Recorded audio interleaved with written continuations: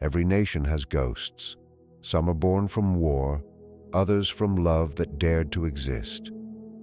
This is the story of one such ghost, sold for 17 cents and silenced for generations. No one was ever meant to uncover this. The receipt itself was like a ghost, an old, fragile brown slip of paper hidden deep inside the spine of a tax ledger from 1849. It had stayed hidden for over 170 years, preserved only by dust, neglect, and silence. On the humid morning of April 11th, in the thick, mosquito-filled air of Augustine Parish, Louisiana, a transaction took place that was supposed to disappear without a trace. A young man, barely 19, was sold on the courthouse steps. His crime was never written down. The price was 17 cents. A widow named Maeve O'Connell bought him. She was a recent immigrant whose husband had died of fever the previous year, leaving her alone to manage a small, failing piece of land. She needed help to survive. To her, the boy was just another laborer, a cheap solution to her struggles, a bargain born of hardship she could not yet understand. She handed over 17 copper pennies, marked the paper with a shaky X, and led him away. She never knew his real name wasn't Kalin. She never learned that the crime he was charged with had been invented, a lie carefully built to serve someone else's cruel design, and she could never have imagined that only 3 months earlier he had been secretly married to a woman of power and privilege. How does a story like this vanish from history? What were we never meant to discover? The truth was not simply forgotten. It was deliberately erased by a man who could twist the world's memory to his will. He didn't just want the boy punished, he wanted him erased, reduced to a footnote on a scrap of paper worth 17 cents, a life valued less than a handful of nails. The silence that followed was no accident. It was crafted carefully. The man behind it was Judge Alistair Finch. In Augustine Parish, his word was not merely law, it was scripture. He was a man carved from stone, a shadow standing tall in the swamp heat. For 3 generations, his family had ruled the parish's legal and financial lifeblood. His power was absolute, not only because of his thousands of acres, though he owned plenty, but because he controlled what truth itself meant. He presided over the court, appointed the sheriff, and held mortgages on half the local businesses. To go against Finch was not just to risk your job or home, it was to risk vanishing completely. He could erase your name from the voting rolls, seize your land over an old debt, or crush your reputation with a single stroke of his pen. He was a king in everything but title, and his kingdom ran on quiet obedience. Kalin had once been one of Finch's possessions, bought years before from a passing trader out of Virginia. Quiet, intelligent, and unnervingly calm, he fascinated the judge. Finch didn't see him as human, but as an intriguing experiment, a mind to be shaped. He had Kalin taught to read and write, to manage ledgers, even to speak a little French. It amused Finch to have such a rare piece of property, something no other man could claim. A mind he could own, a soul he believed he had written. But a mind once opened cannot be contained. Kalin began to see the world clearly, with eyes the judge had never meant him to have. And that clarity led him to the one person in Augustine Parish he was forbidden even to look at, Genevieve Finch, the judge's only daughter. Whispers along the coastal Gullah communities told of shadow marriages, secret unions between the enslaved and the powerful, not blessed by church or law, but by something older. Kalin's story became one of those whispered legends. Assigned to the judge's silent library, Kalin met Genevieve. She was 17, pale and withdrawn, living like a ghost inside her own grand home. Promised to a senator's son to strengthen her family's grip on power, she lived surrounded by beauty and emptiness. But her bright, restless mind found a mirror in Kalin. To her, he was not property. To him, she was not untouchable.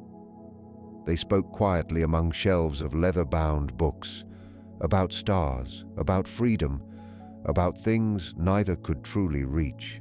He told her stories of constellations from African folklore. She read him poetry he was forbidden even to glance at. Both were prisoners of a world built to keep them apart, and within that cage, something dangerous and beautiful began to bloom. It was more than love. It was defiance. One winter night, beneath the bare limbs of a great live oak, they made a vow. No priest would ever recognize it, no law would ever honor it, yet it was real to them. They sought out a root doctor named Elizabeth, a woman who practiced an ancient faith that had survived in secret for generations. By candlelight, speaking in English and in a language the judge would have called heathen, they bound their souls together. For a few stolen weeks, they lived as husband and wife in their tiny, secret world. But secrets in Augustine Parish never stayed buried for long.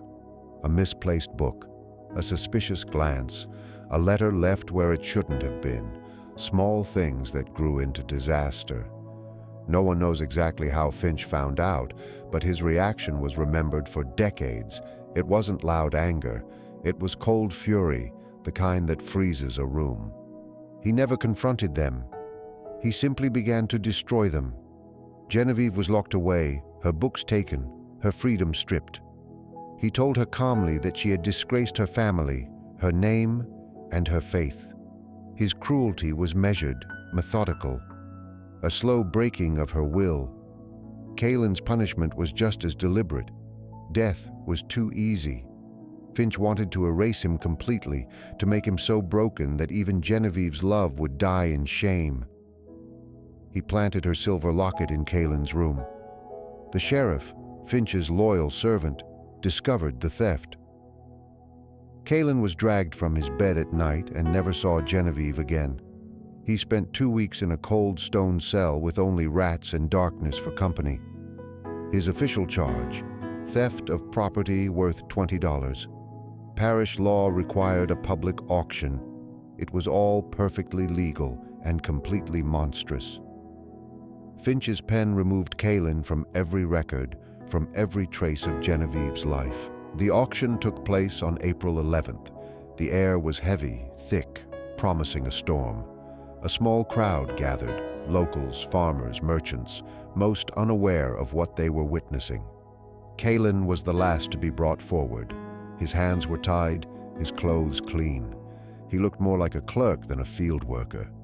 The auctioneer, who owed everything to Finch, read the charge, the sentence, and began the bidding.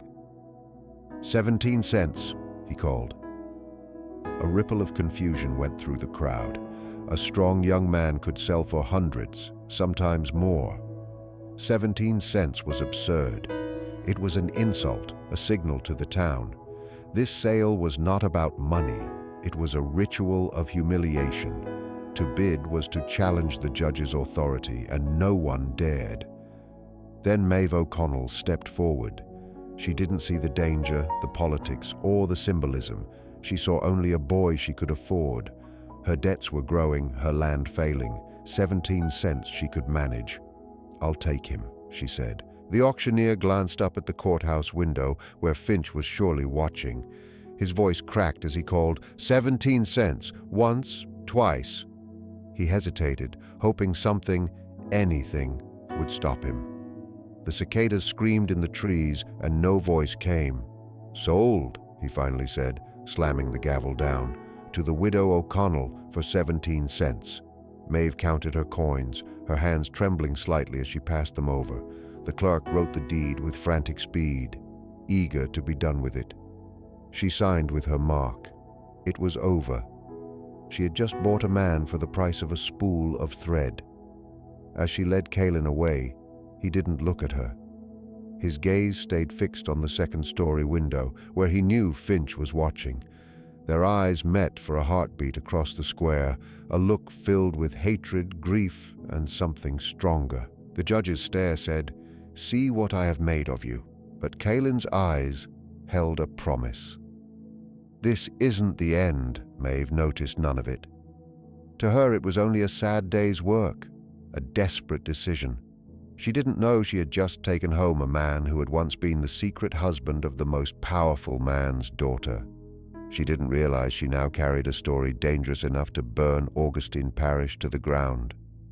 In the small, dusty cabin, the silence was thick and uneasy. The cruelest lies are often told not with words, but with silence. Maeve didn't know how to handle Caelan. He wasn't rebellious or rude, only distant. He worked from dawn until dark, clearing the stubborn clay soil, his movements steady and precise.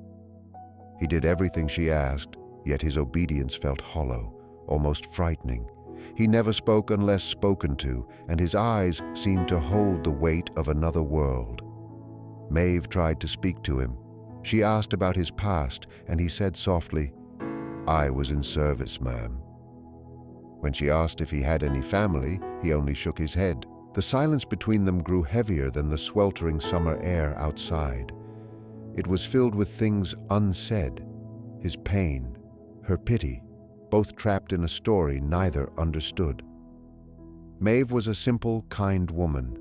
To her, slavery had always seemed distant, something belonging to big plantations, not her tiny patch of earth. But now it sat across from her at her wooden table, silent and breathing. She found herself studying him quietly. His hands, though already rough from new labor, were not the hands of a man born to the fields. They were long, deliberate hands. Even in his worn and ragged clothes, the way he moved carried a quiet grace that seemed strangely misplaced in that world. One evening, Maeve saw him standing outside, looking up at the stars. His lips moved softly, almost tenderly. He wasn't praying, he was naming the stars, one by one. Meanwhile, the judge burned with a quiet, dangerous anger. The widow's interference had ruined the perfect symmetry of his revenge. Caelan was meant to vanish into the parish work farm, swallowed by a life of endless labor and slow oblivion. Instead, he was living barely 2 miles away, a living reminder of his daughter's betrayal. Each day that Caelan remained breathing was a direct insult to the judge's authority. He became obsessed. He sent the sheriff to ride past the O'Connell place twice a day, a silent warning of his reach. He pressured the general store owner to deny Maeve credit, hoping to starve her into surrender, to force her to sell the boy. But Maeve was stronger than he imagined, and the small farming community, who quietly despised the judge's cruelty, began to help her in secret ways. A sack of flour left at her porch, a few jars of preserves, a small loaf of bread. Each one was an act of quiet rebellion. The judge's frustration grew unbearable. He needed Caelan gone, but it had to be done quietly. Another public spectacle would be impossible. This time, it had to happen in silence, leaving no trace that could lead back to him. So he searched for a man who could move through the shadows, someone who could make problems vanish without a whisper. He found that man in a Cajun tracker named Roe, though others whispered his name as Roch. Roch was more rumor than man. He lived deep in the swamps, a shadow among the cypress trees, said to possess talents not entirely natural. He was the kind of man who could find those who didn't want to be found, and for the right price, make sure they stayed that way. Back on the farm, the uneasy balance between Maeve and Caelan began to shift. Caelan knew the judge's gaze still followed him like a curse, but he started to let pieces of his true self show. It was a dangerous gamble, but he needed an ally, and Maeve was the only one he could trust. One evening, he noticed her struggling over her late husband's account book. She could read numbers, but not words. Quietly, he stepped closer. "If I may, ma'am," he said softly, taking the ledger from her hands. Within minutes, the messy pages were neatly ordered, rewritten in his elegant, practiced script. Maeve stared at the page, then at him, astonished. "Where did you learn to do that?" she asked. "The judge valued certain skills," he replied, the faintest trace of irony touching his voice. From that day, he began to help her more. He showed her how to irrigate the fields more efficiently, how to mend tools she believed were beyond repair. He was not simply a worker, he was a craftsman of survival. A fragile, wordless bond began to form between them. It was not friendship, not yet, but the quiet understanding of two souls clinging to the same piece of driftwood in a merciless sea. Maeve started to see him differently, not as 17 cents worth of labor, but as a man of deep and unsettling mystery. And with that realization came fear. Whatever he had done to earn Judge Finch's fury, it had to be something extraordinary. She was not just sheltering a man, but a secret. And in Augustine Parish, secrets carried a deadly price. An old diary from the parish described it perfectly. Saw the judge's man Roch in town today. He doesn't walk like other men. He glides, silent as a water snake. His eyes are the color of swamp water. They see everything you wish to hide. That was the man who now began to circle Maeve's small farm. Kaelin felt his presence before he ever saw him. The woods grew too still. The birds stopped singing. Even the insects went silent. It was the quiet of a hunter closing in. Kaelin understood immediately. The judge was done waiting. His time was running out. He had one card left to play, one secret he had kept even from Genevieve. Before his capture, he had hidden the only proof of their marriage. Not a paper that could be burned, but something stronger. He had taken a small book of poetry Genevieve once gave him, and on the inside back cover, using ink made from berries and rust, he wrote a short account of their secret vows. He signed his name beside hers, then pricked her finger with a needle and pressed her bloody thumbprint next to it. It was a symbol, a truth that could never be denied. If that book were ever found, it would ruin the Finch legacy forever. Kaelin hid it where the judge would never think to look. Inside the old parish church, behind a loose stone in the fireplace. But Kaelin could not retrieve it himself. He was being watched constantly. He needed someone else, someone unnoticed, someone innocent. So he made a desperate plan. He began drawing in the dirt as he worked, tracing strange shapes with a stick. At first, Maeve thought it was just idle doodling, but then she noticed patterns, maps, not random lines. One evening, as she brought him a cup of water, he didn't look up. He kept tracing a line from a rough sketch of her cabin to a church steeple, then drew a small square inside the church, beside which he etched the shape of a flame. When he finally looked up at her, his eyes held a wordless, pleading message. Maeve felt a knot of fear tighten in her stomach. She knew what he was asking. He wanted her to go to the church, to the fireplace, to retrieve something hidden. Doing so would mean crossing a line she could never return from. She could have erased the drawing with her foot, pretended she didn't understand, and gone on living in quiet obedience. Or she could trust this haunted, mysterious man she had bought for 17 cents and step into danger. For 2 days, she wavered, sick with dread.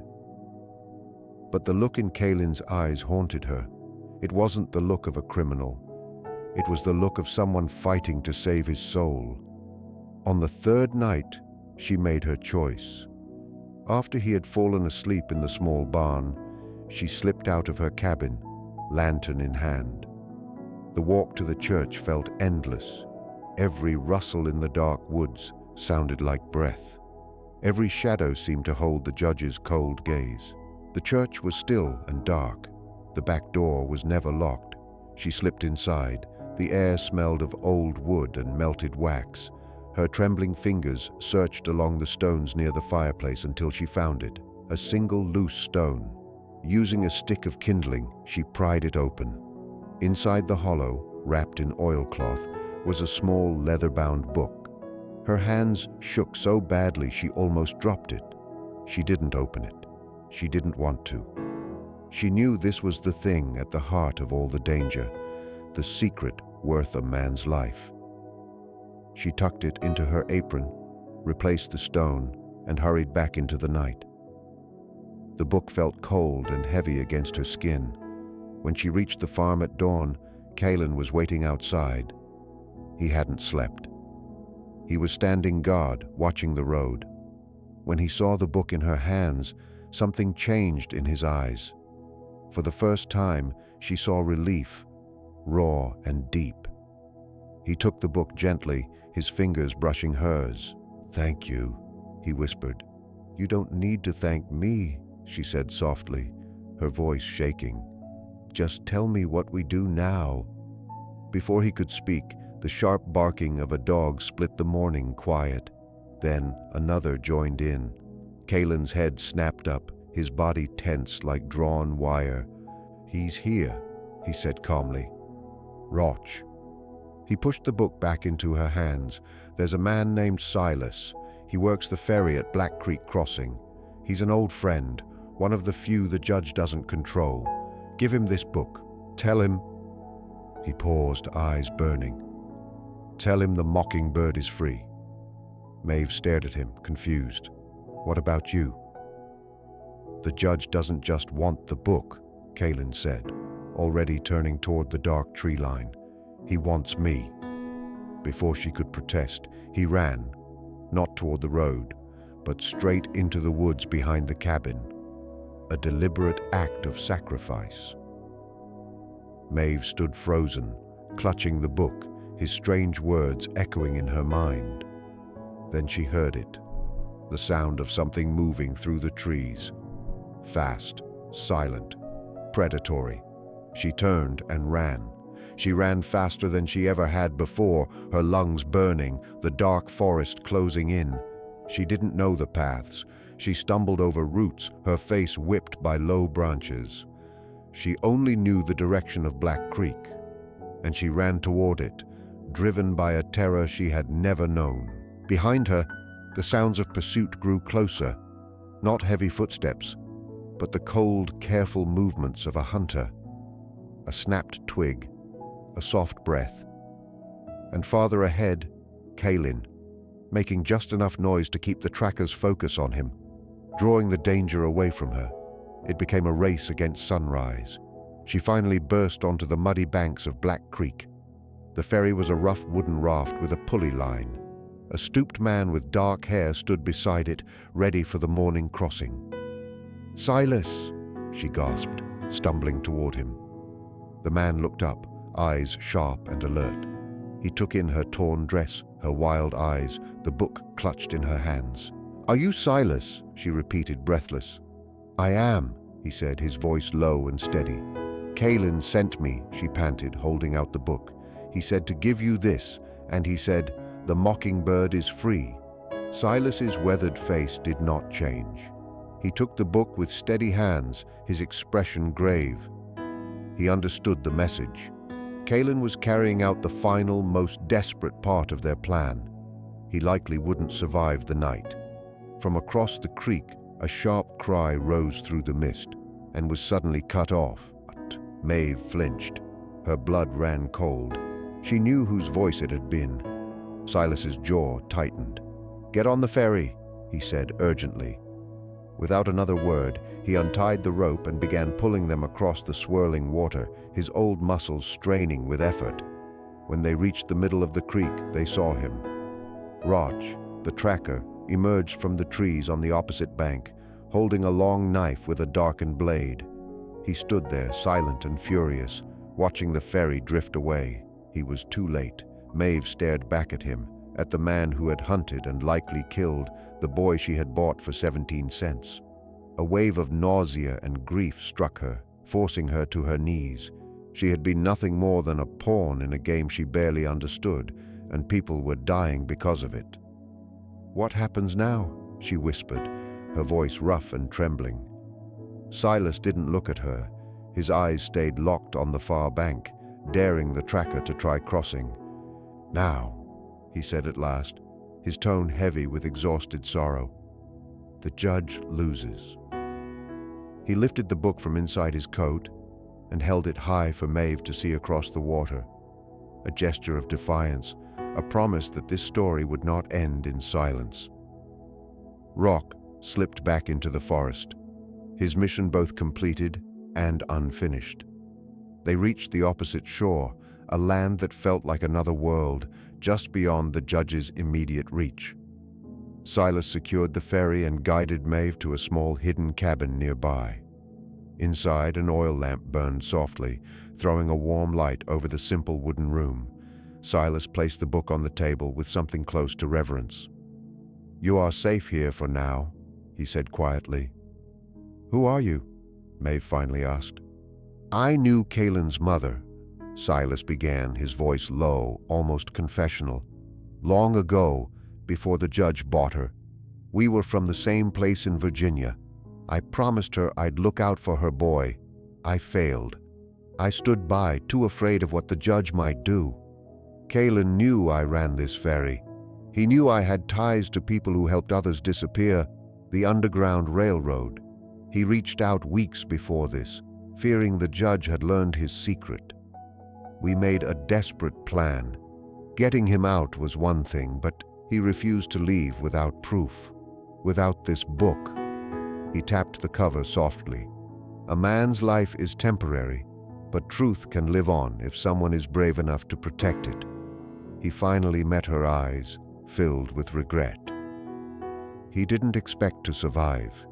He made me promise that if he ever sent the signal, the book would make it to the north, no matter the cost. He gave up his life so that one day everyone would know what the judge did to his own daughter." Maeve broke down. The tears she had held back for weeks finally came, grief for a young man she barely knew, yet whose courage had reshaped her world. She cried for his lost life, for the injustice of it all. Silas said nothing, only watched, a solemn witness to her pain. When her sobs had quieted and her body ached from the effort, her gaze drifted to the book. "His wife," she said softly. "The judge's daughter. What happened to her?" Silas's face hardened. "After the judge locked her away, he brought in a doctor from New Orleans, a specialist in what they called female hysteria. They declared her unfit, a danger to herself. She was sent to an asylum in Mobile, a place designed for those meant to be forgotten. She became a prisoner just like Kaylin. The judge didn't just take her husband, he took her mind, her freedom, even her name. To the world, Genevieve Finch had suffered a nervous breakdown and was sent away. It's neat, clean, and completely false. The cruelty was staggering. He didn't only erase Kaylin, he erased his own daughter, turning her into a ghost long before death. Now Maeve understood the 17 cents, the auction, the tracker. All of it was part of a careful design of control, and she, the unwitting widow, had stepped into it and destroyed the final act. "What's in the book?" she asked. Silas opened it carefully, turning to the back cover. There, in Kaylin's graceful handwriting, was the record of their secret marriage. Below it were 2 marks, Kaylin's signature and a small reddish-brown smear, a bloody thumbprint. "Genevieve's mark," Silas whispered. "Proof she took the vow willingly." In the right hands, this book destroys the judge's version of the story. It proves he invented the theft charge and locked his daughter away to hide what he couldn't bear to face. "My contacts will get this to abolitionist printers in Philadelphia. It will be published. The story will be known. It won't bring Kaylin back, and it may not free Genevieve, but it will break the judge's throne, a fire he'll never be able to put out." He looked at Maeve, his face grave.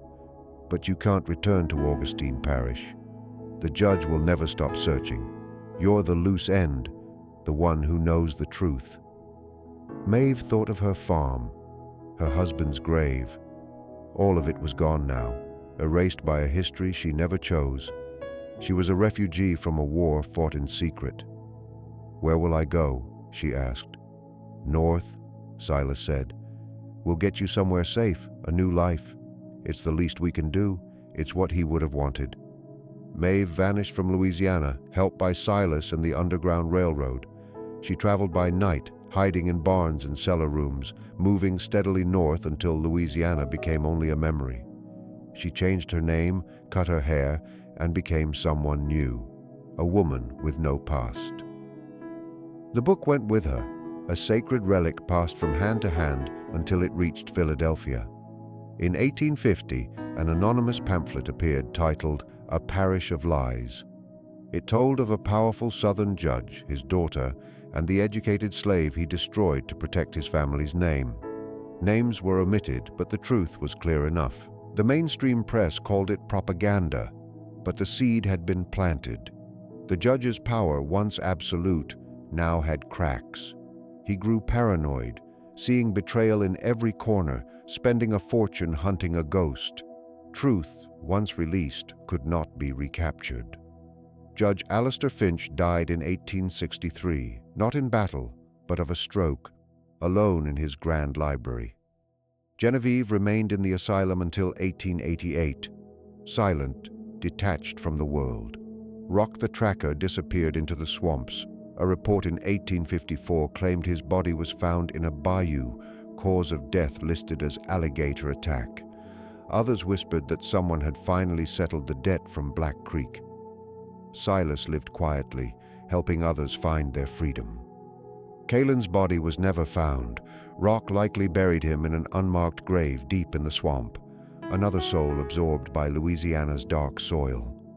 The official record was erased, just as the judge had intended, but the story he died trying to hide did not vanish. It lived on in whispers, a legend passed down among those who remembered. It proved that a person could be silenced, but an idea could not. You can bury a body, but you cannot bury truth forever. The widow, Maeve, lived into old age in a quiet Ohio town.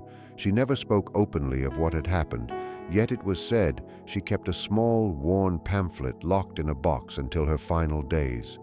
It told the story of the boy she had bought for 17 cents, the boy who had secretly become a husband, a rebel, and in some ways a king in a world that refused to see him as one. If you visit Augustine Parish today, there's no official record of any of this. The Finch name still graces the courthouse and the library. History, as it's officially written, is the story of those who win. But if you walk down to Black Creek Crossing, some of the older locals might share a different tale. They speak of a ghost wandering the woods, searching for a book. They tell of a love stronger than law, and of a truth that cost everything. If you've followed this story this far, comment, "The mockingbird is free," below. You're no longer just an observer of history. You've become a keeper of it, a witness to something the world tried to erase. It's a heavy burden, knowing a truth meant to be forgotten. The receipt for 17 cents now lies in a university archive, labeled as a historical curiosity. Most who see it notice only the cruel price and shake their heads, unaware of the story beneath the ink, the ghost of a hidden marriage, the fury of a powerful man, the quiet bravery of a widow who dared to care. Those 17 pennies were not merely the cost of a boy, they were the price of love and defiance. To most, it's only a receipt from a brutal past, but to those who look closer, it's a declaration, a rebellion fought in whispers, in ink, and in hearts that refused to be erased.